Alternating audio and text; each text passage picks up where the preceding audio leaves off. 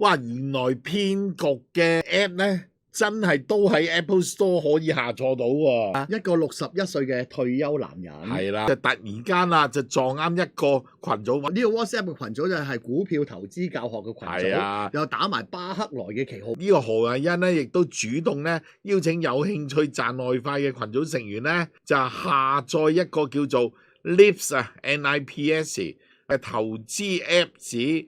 哇！原來騙局嘅 app 咧，真係都喺 Apple Store 可以下載到喎。事主又按照翻呢個 Nips 嘅 Apps 嘅客服嘅指示，咁啊轉帳咗5萬蚊去到呢個收款戶口喎。永遠都係個騙局，都係嘅。初初係一啲唔自在嘅人馬，咁佢會俾一個高回報你睇到，睇到之後你自然心裏邊就生一個貪念啦。一貪念咧，就自然大啲人馬咧就會抌落去啦。咁啊，由5萬跟住加到45萬。其實所有嘅轉帳咧，都曾經被銀行咧個系統咧就暫停㗎。但係咧可惜咧，就係如果你中毒太深，俾人洗腦太多，又覺得自己咧贏硬嘅話咧，深信不疑，忠言咧逆耳喺個時候，就突然間指事主就違規操作，教你嘅方法係再入錢啦。係啦，你再入錢你先攞翻呢本㗎。係佢開始醒覺，係啦，佢覺得有懷疑㗎啦。係啦，咁啊，所以咧就係要求嗰個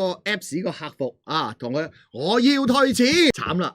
連個 Apps 都入唔到啊！佢報警啦，咁啊計落條數，話翻俾警察知道，我今次第一次入咗5萬，轉數快又再入多45萬，加埋今次我唔見咗50萬。